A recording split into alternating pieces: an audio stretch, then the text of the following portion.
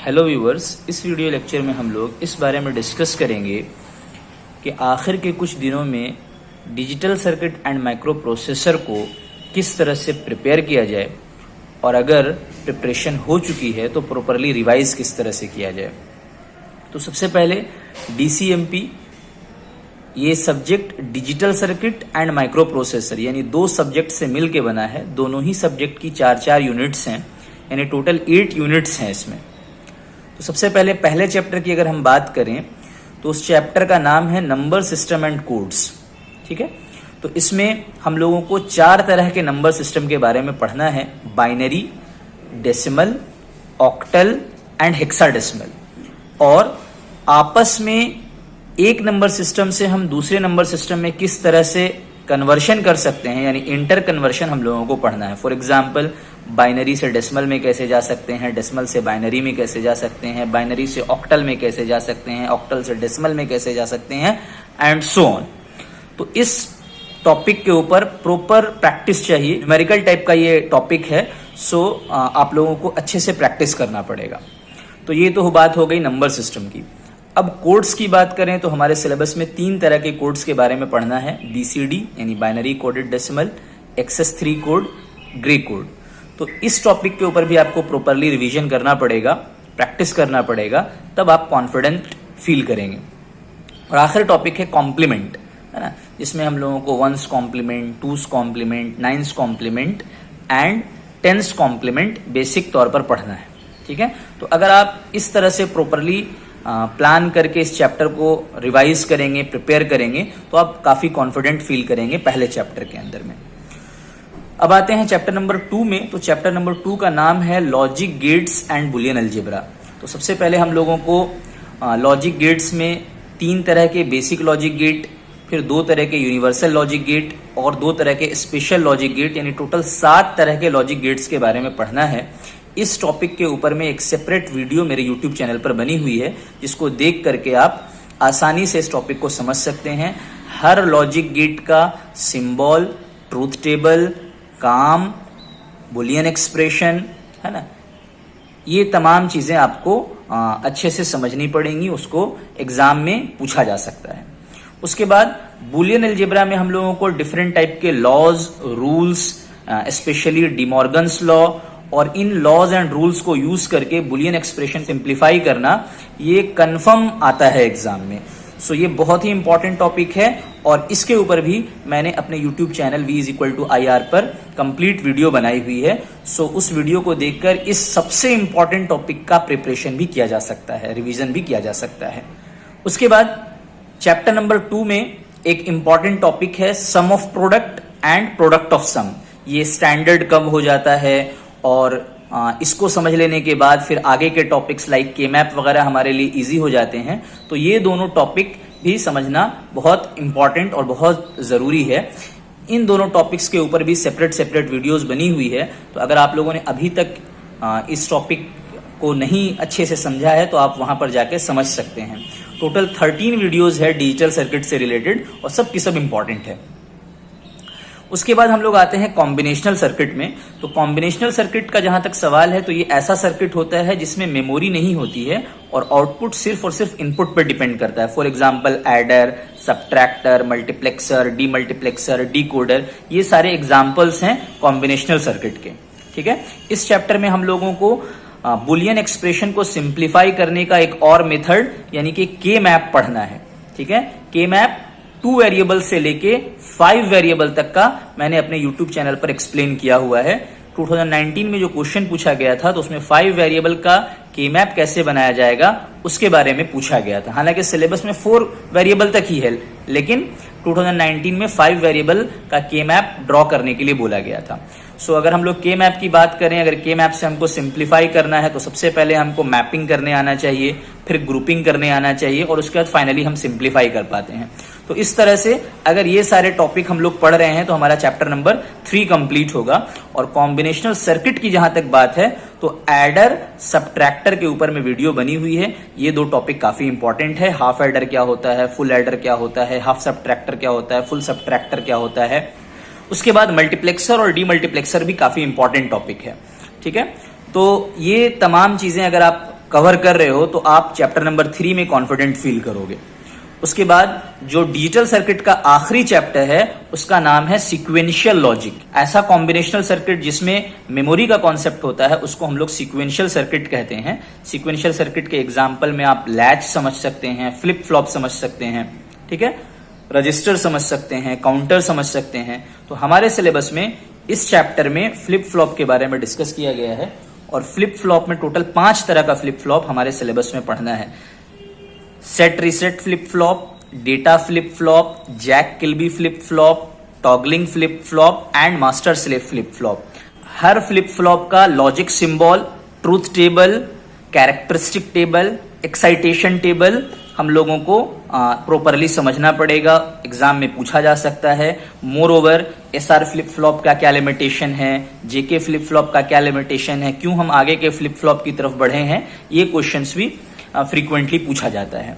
सबसे ज्यादा important topic तो फ्लिप फ्लॉप ही है, उसमें भी SR flip flop, JK flip flop and master slave flip flop, ये 3 फ्लिप फ्लॉप ज्यादा इंपॉर्टेंट है लॉन्ग क्वेश्चन के लिए।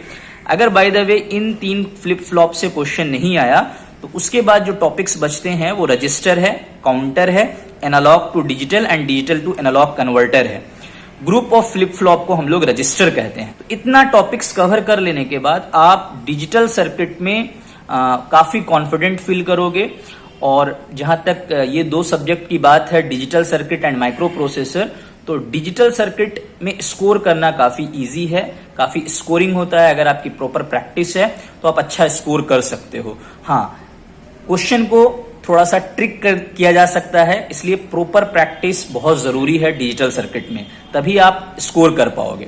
अगर आपको थोड़ा सा भी लैक ऑफ कॉन्फिडेंस है, सो इट इज बेटर कि आप थोड़ा सा माइक्रो प्रोसेसर की तरफ एग्जामिनेशन में पास होने के लिए माइक्रो प्रोसेसर की तरफ रिफर करें।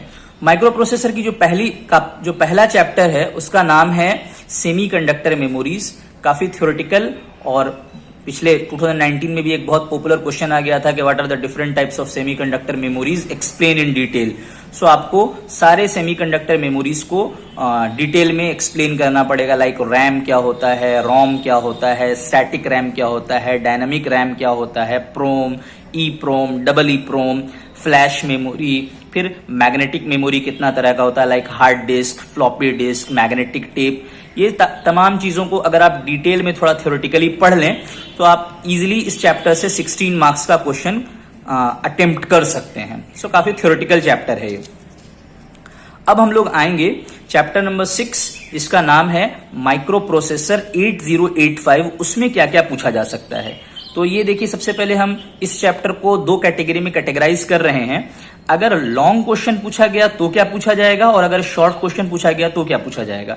तो देखिए, शॉर्ट क्वेश्चन में हार्डवेयर क्या होता है, सॉफ्टवेयर क्या होता है, फर्मवेयर क्या होता है, मशीन लैंग्वेज क्या होती है। जैसा कि हम लोग जानते हैं कि 8085 में जो प्रोग्रामिंग होती है वो असेंबली लैंग्वेज में होती है, तो असेंबली लैंग्वेज क्या होती है, हाई लेवल लैंग्वेज क्या होती है, ये तीनों लैंग्वेज में आपस में हम क्या कंपैरिजन कर सकते हैं, असेंबलर क्या होता है, फेचिंग किसको कहते हैं, 8085 में फेचिंग का क्या मतलब होता है, एक इंस्ट्रक्शन साइकिल से आप क्या समझते हैं। तो ये तमाम बातें माइक्रो प्रोसेसर 8085 के शॉर्ट क्वेश्चन में पूछा जा सकता है। इसके अलावा बेसिक कंप्यूटर में कौन कौन से कंपोनेंट होते हैं, जैसा कि हम लोग जानते हैं किसी भी कंप्यूटर में बेसिक चीज जो है वो है micro processor, IO devices and memory. तो इसका एक थोड़ा सा डायग्राम बनाकर एक्सप्लेन करना, तो ये तमाम चीजें शॉर्ट क्वेश्चन में पूछी जा सकती हैं। इसके बाद अगर हम लोग बात करें लॉन्ग क्वेश्चन में, तो सिस्टम बस क्या होता है। जैसा कि हम लोग जानते हैं 3 तरह का सिस्टम बस होता है, address bus, data bus and control bus. तो उसको थोड़ा डिटेल में एक्सप्लेन करके पूछा जा सकता है 16 मार्क्स के लिए या एटलीस्ट 8 मार्क्स के लिए। अब हम लोग डिस्कस करेंगे 8085 के सबसे ज्यादा इंपॉर्टेंट क्वेश्चन का, जो ऑलमोस्ट हर बोर्ड, हर यूनिवर्सिटी में पूछा जाता है, चाहे वो डिप्लोमा हो चाहे वो बीटेक हो। हम लोगों ने भी फेस किया था अपने बीटेक के टाइम में। तो वो है 8085 का आर्किटेक्चर, यानी इंटरनल स्ट्रक्चर ऑफ 8085। ठीक है।